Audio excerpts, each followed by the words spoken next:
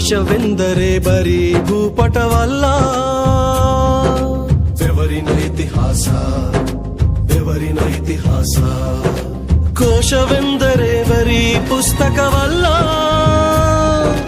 ಸಮತೆಯ ಸಂತೋಷ, ಸಮತೆಯ ಸಂತೋಷ, ಸಮತೆಯ ಸಂತೋಷ.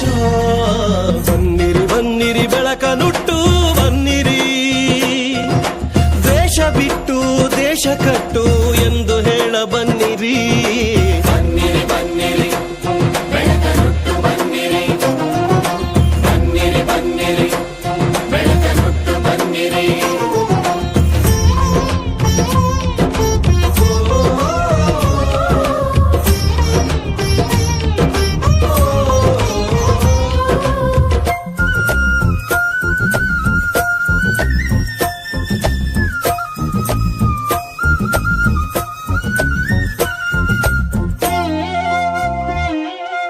ಬೆವರನು ಬಸಿದ ತವರಿನ ಜನರು ಹಸಿವನು ಉಂಡರು ದಿನನಿತ್ಯ.